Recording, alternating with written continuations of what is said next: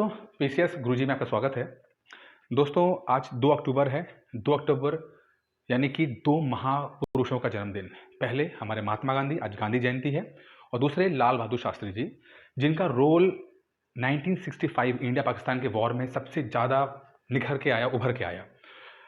शास्त्री जी के बारे में फिर कभी हम वीडियो बनाएंगे। आज गांधी जी के बारे में बात कर लेते हैं, क्योंकि गांधी जी, जैसे कि मेरा थंबनेल में अब लिखा हुआ है कि गांधी जी के बारे में बिना समझे आप आईएएस पीसीएस तो नहीं बन सकते। ये मैं लिख के देता हूँ आपको, क्योंकि अगर आप पिछले यूपीएससी का, अगर आईएएस वालों का पेपर देखेंगे, जो 2013 के बाद से पैटर्न चेंज हुआ, जिस तरह से सवाल आए, खासकर एथिक्स में और ऐसे में, एथिक्स और ऐसे, ये जीएस 4 और आपका जो ऐसे है, इन 2 जगह पर गांधी जी के बारे में काफ़ी ज़्यादा उन्होंने सवाल पूछे हैं और ये जानने की कोशिश की है कि आप गांधी जी के बारे में कितना जानते हो। अगर हम यूपीएससी की बात करते हैं, क्योंकि अब तो वही पीसीएस वाले भी वही पैटर्न फॉलो करते हैं, और अगर आप पिछली बार 2018 का अगर पेपर देखेंगे तो गांधी जी के ऊपर एक ऐसे भी आया था यूपी पीसीएस में, और जीएस में तो जीएस 4 में तो क्वेश्चन आए ही थे। तो जब आप गांधी जी के बारे में देखिए, जैसे मैं कह रहा था, यूपीएससी जो आईएएस है, उसमें एक ये थॉट है कि कुछ महापुरुषों के बारे में जानना बहुत जरूरी है। जैसे गांधी, नेहरू, पटेल का रोल थोड़ा सा कम होता है, क्योंकि वो सिर्फ जो हमारा जो रीऑर्गेनाइजेशन ऑफ स्टेट्स है उसके ऊपर ज़्यादा सवाल पूछे जाते हैं, और 2018 में सवाल पूछा भी गया था पीसीएस के ऊपर। लेकिन गांधी जी का थोड़ा सा ज़्यादा ही एक लेवल हो जाता है, और ज़्यादा चीज़ों में कवर करता है। उसी तरह नेहरू का काफ़ी ज़्यादा कवर करते हैं।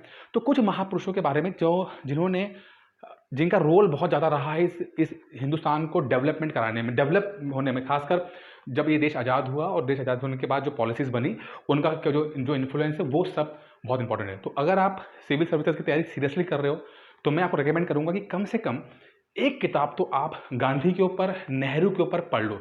व्हाट्सएप यूनिवर्सिटी से प्लीज़ ना पढ़ना, क्योंकि आप लोग सोचते हो व्हाट्सएप पे जो ज्ञान मिलता है ना नेहरू के खिलाफ और गांधी जी के खिलाफ, ये बहुत ही गलत होता है।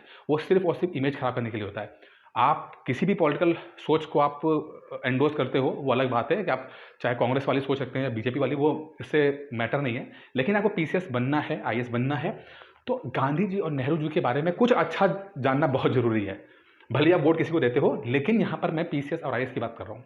तो गांधी जी के बारे में कम से कम एक किताब पढ़िए, क्योंकि जीएस 4 जो आप जब एथिक्स पढ़ते हो तो उसमें गांधी जी के बारे में बहुत ज़्यादा लिखा जाता है। और तो इस वीडियो का जो पर्पस है, बस यही बताने का है कि इसमें क्या क्या हम गांधी जी का जो जितना कैरेक्टर रहा, गांधी जी का जो इन्वॉल्वमेंट रहा हमारे देश की पॉलिसीज बनाने में, वो क्या क्या रहा है, एक छोटा सा मैं आपको ओवरव्यू दूंगा।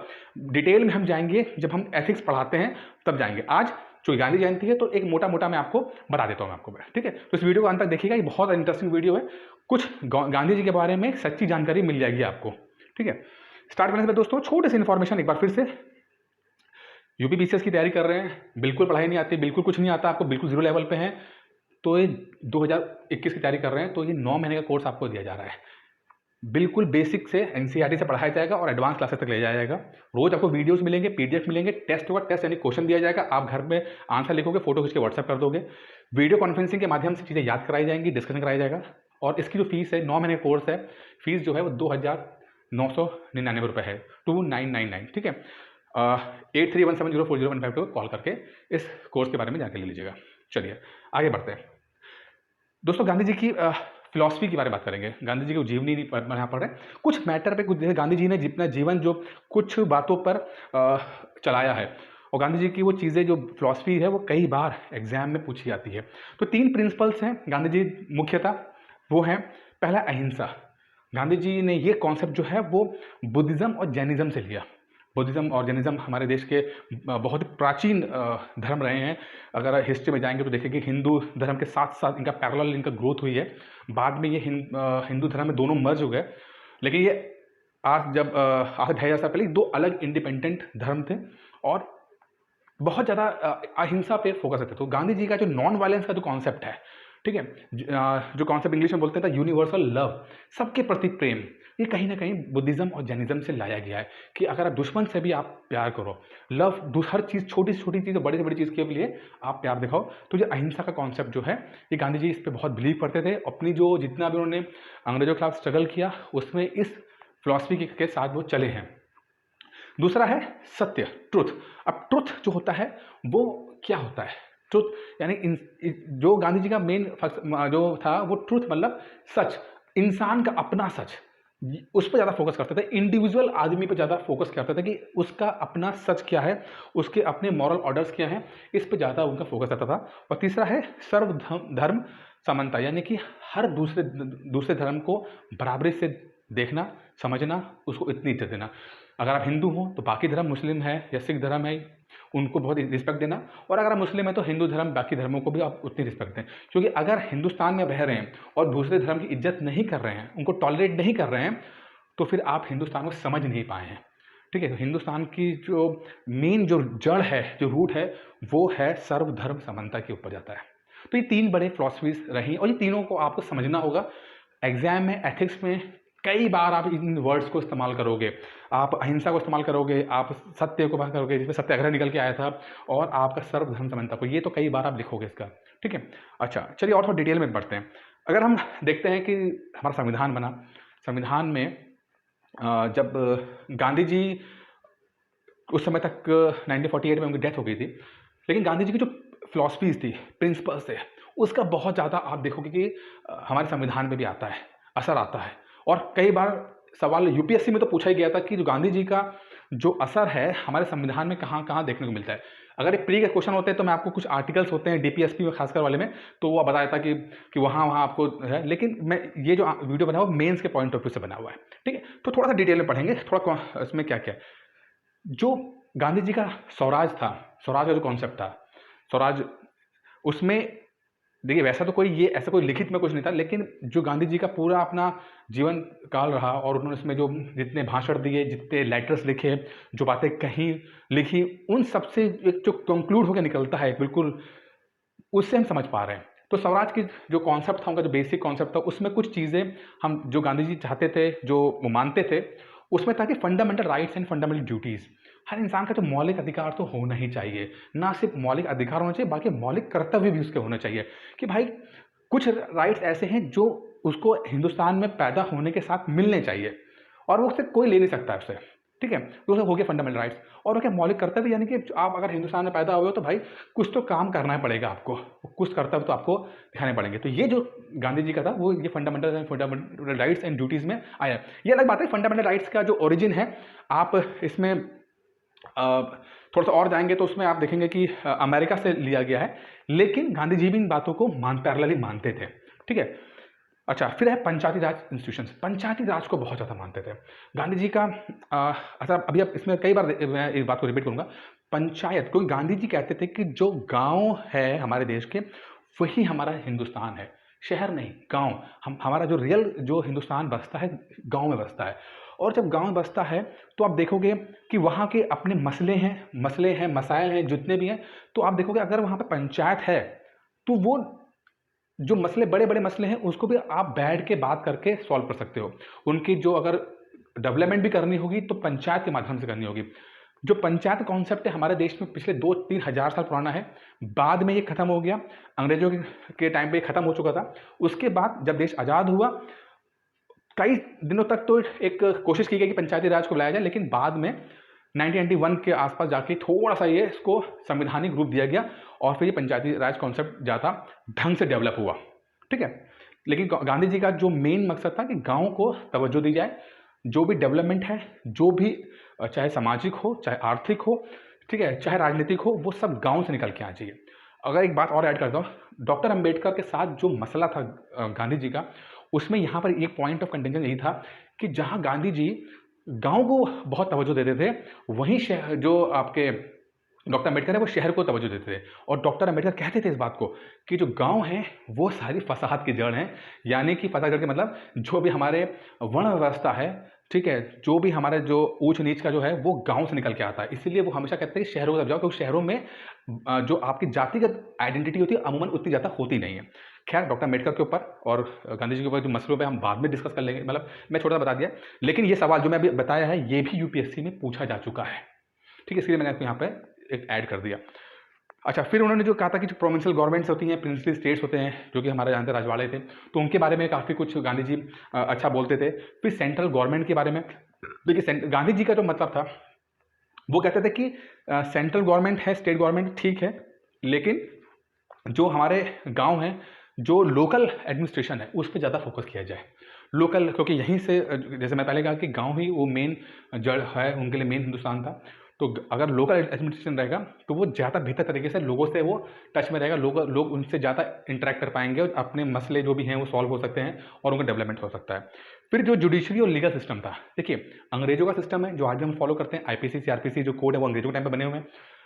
और उसके साथ इस जो सिस्टम के साथ बड़ी दिक्कत क्या है कि ये सिस्टम बहुत ही खर्चीले हैं, बहुत टाइम कंज्यूमिंग है, बहुत टाइम लगता है इसके अंदर। अब एक केस चल रहा है 20-20 साल 25 साल चल रहा है। अभी बाबरी मस्जिद वाला केस आया 28 साल हो गए, उसमें भी सीबीआई ने वो दिया है। अभी यहाँ से हाई कोर्ट सुप्रीम कोर्ट अलग है, तो 50 साल तो ऐसे लग जाएंगे इस जजमेंट में आने में।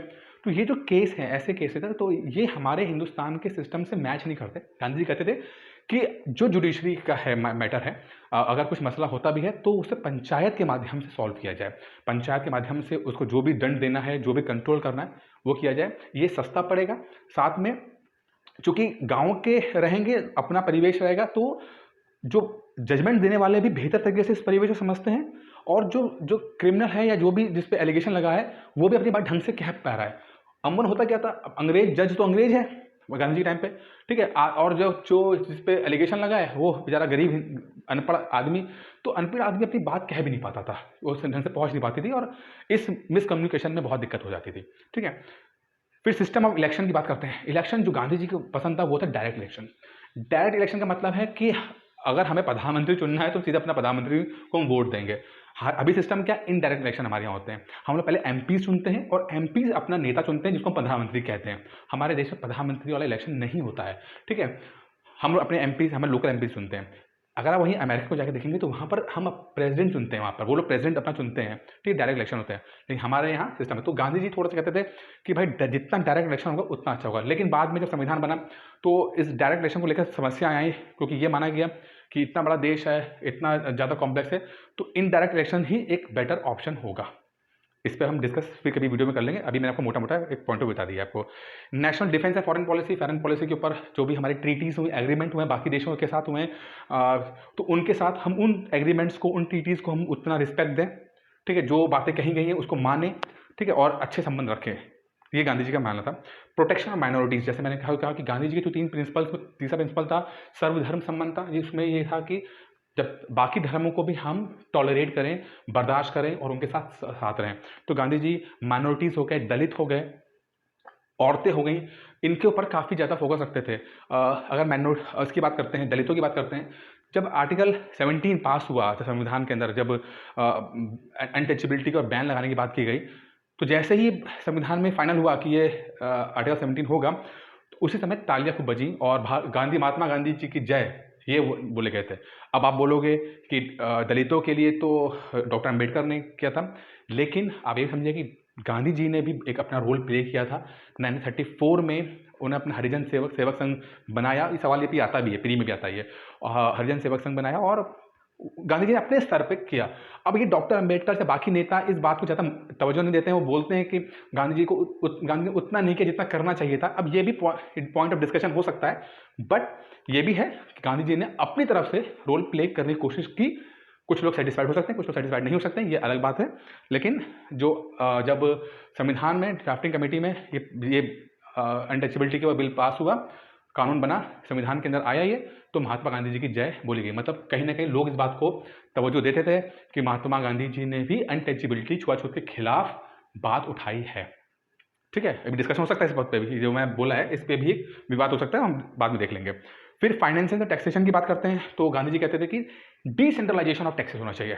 यानी कि टैक्सेस है ना, जो टैक्स लगते हैं, कर लगते हैं, वो लोकल लेवल पर होना चाहिए, खासकर पंचायत लेवल पर, म्यूनसिपैलिटी लेवल पर ही आपको टैक्सेशन होते हैं। और होते हैं टैक्स लोकल लेवल पर होते हैं, लेकिन हम देखते हैं इनकम टैक्स हो गया, बाकी टैक्सेस हो गए, वो सेंट्रल गवर्नमेंट द्वारा पारित किए जाते हैं। तो कुछ हमारे सेंट्रल के टैक्स हैं, कुछ स्टेट के हैं, कुछ लोकल टैक्सेस भी हैं। लेकिन गांधी जी अमूमन इस बात को तवज्जो देते थे कि लोकल टैक्सेस ज़्यादा मतलब होने चाहिए, क्योंकि लोकल वही बात है कि लोकल जो है वो अपनी परिस्थिति को समझते हैं, अपनी बात को कह सकते हैं, और परिस्थिति के हिसाब से टैक्सेस लगेंगे। ठीक है, फिर एजुकेशन की बात करते हैं, तो एजुकेशन बड़ा इंपॉर्टेंट है। देखिए, वो कहते तो थे कि सरकार को जो है वो 14 उम्र साल तक के बच्चों की सारी एजुकेशन को बीड़ा अपने उठाना चाहिए, क्योंकि पढ़ाई जो है वो हो। इंडिया ने स्टार्ट में नहीं किया, बाद में अब चल है, देखोगे कि सर्व शिक्षा अभियान के तहत सब कुछ 14 साल तक के बच्चों को पढ़ाया जाता है। कुछ लोग प्राइवेट में पढ़ते हैं, लेकिन सरकार ने कहा कि कम से कम सरकारी स्कूल के माध्यम से तो पढ़ाया जाएगा। लेकिन गांधी जी एक चीज़ और बोलते थे जो समझना बहुत जरूरी है, क्योंकि आज के परिवेश में जब मोदी जी आ गए, वो ये कि एजुकेशन, स्कूल वाली एजुकेशन तो चलो ठीक है, लेकिन साथ साथ में हमें स्किल डेवलपमेंट पे भी ध्यान देना पड़ेगा। और स्किल डेवलपमेंट क्या हो सकता है कि मान लो कि चरखा चलाना हो गया, या इस तरह के छोटे छोटे काम जो हैं वोकेशनल ट्रेनिंग जिसे कहते हैं, वो भी ज़रूरी है कि इन केस जब वो पास होकर बाहर जाएगा बच्चा, और अगर उसे जॉब ना मिल सके तो उसके बाद इतनी स्किल हो जिससे वो अपना पालन पोषण कर सके। ये चीज़ गांधी जी ने खैर बहुत छोटे लेवल पे कही, लेकिन अगर आज के परिवेश में देखा जाए तो हमारा जो देश का एजुकेशन सिस्टम है वो इतना ज़्यादा खोखला है। और ये सिर्फ प्राइमरी एजुकेशन नहीं, ये आपका टेक्निकल एजुकेशन की बात करते हैं, हम इंजीनियरिंग की बात करते हैं, जो टेक्निकल एजुकेशन कि देखिए इतना ज़्यादा गैप है डिमांड और सप्लाई में। जो हमारा इंडस्ट्रीज़ हैं वो बिल्कुल अलग हैं जो हमारे यहाँ पढ़ाया जाता है, हमारे स्कूल्स में इंजीनियरिंग कॉलेज में पढ़ाया जाता है। इतना गैप है कि इतने सारे स्किल लेबर होने के बावजूद भी लोगों को नौकरी नहीं मिलती हैं। तो ज़रूरत किसी और चीज़ की है, पढ़ाया कुछ और जा रहा है, ठीक है। स्किल डेवलपमेंट पे ध्यान नहीं दिया जा रहा है, मार्क्स परसेंटेज इस पे ध्यान दिया जा रहा है। तो ये सब जो बेरोजगारी का दिक्कत आ रही है वो यही सब आ रही है, ठीक है।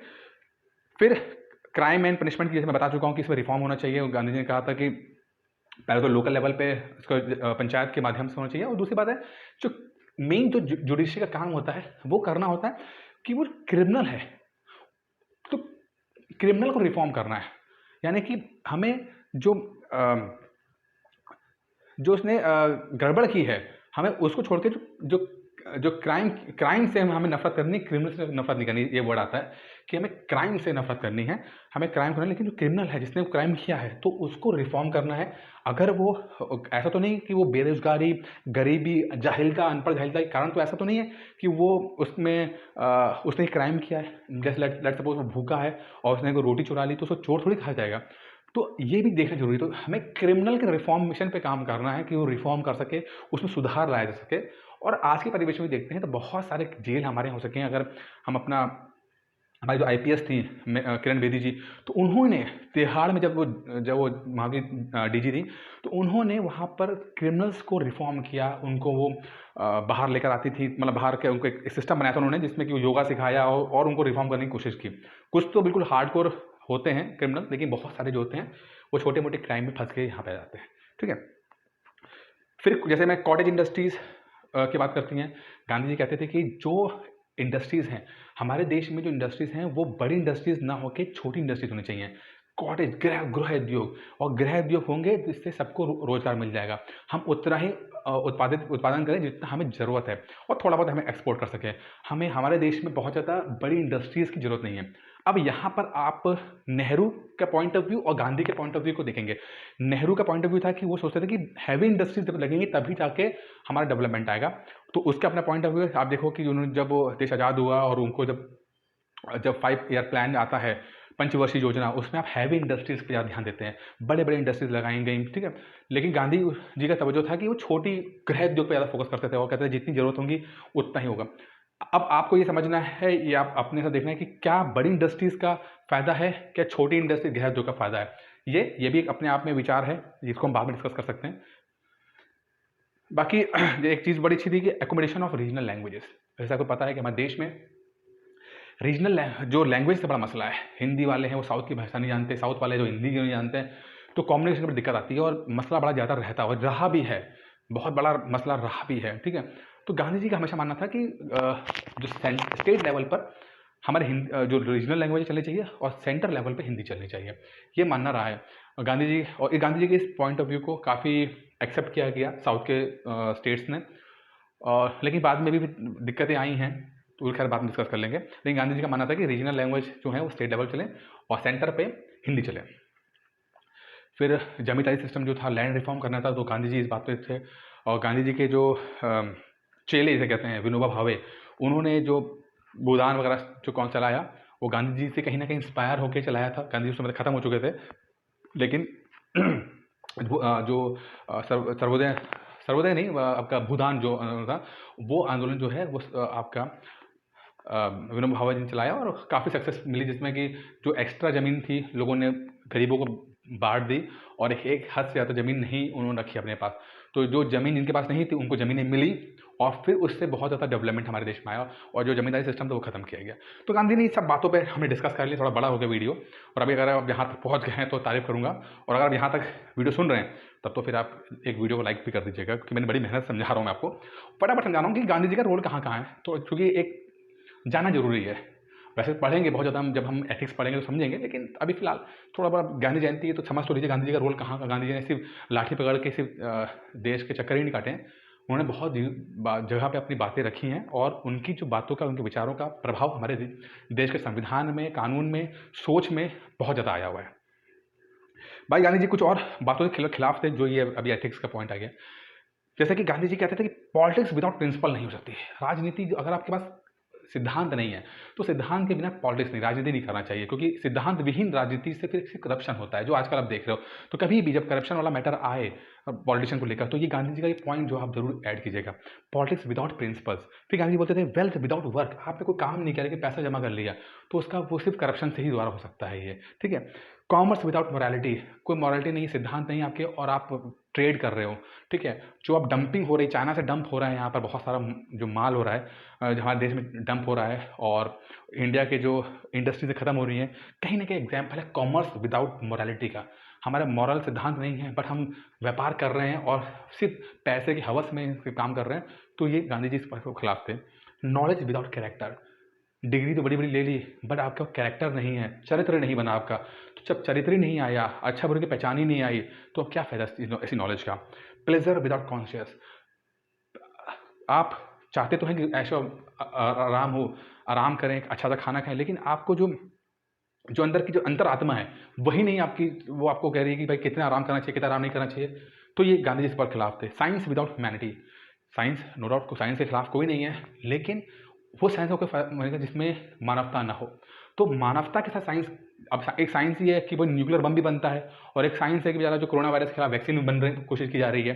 तो जब कोरोना वायरस के खिलाफ वैक्सीन बनाई जा रही है तो वो ह्यूमैनिटी टच है, लेकिन जब हम न्यूक्लियर बम बनाते हैं तो उसमें कोई मानवता नहीं होती है। तो गांधी जी ऐसे साइंस के तब जो करते थे जो साइंस विद ह्यूमैनिटीज होता था। और वर्शिप विदाउट सेक्रीफाइस, आप पूजा पाठ तो बहुत कर रहे हो बट सेक्रीफाइस, सेक्रीफाइस क्या, अपने लालच का सेक्रीफाइस, अपने घमंड का, अपने जो बुरे विचारों का सेक्रीफाइस। जब तक आप ये नहीं कर रहे हो तो कुछ भी कर लो, चाहे आप सुबह शाम मंदिर में आरती करो या 5 वक्त की नमाज पढ़ो या कुछ भी करो, कोई मतलब नहीं है अगर आपने अपने बुरी चीज़ों का सेक्रीफाइस नहीं किया। तो कुछ बातें गांधी जी की हमने डिस्कस कर ली हैं। उम्मीद करता हूँ इतना बड़ा वीडियो बना है आपने वीडियो देखा होगा। बाकी कोई समस्या आए तो डिस्क्रिप्शन बॉक्स में नंबर दिया गया है, ज़्यादा समय नहीं लूँगा आपका। कुछ प्रॉब्लम है तो नंबर से आप कॉल कर लीजिएगा। मैं भी थक गया हूँ बहुत। धन्यवाद।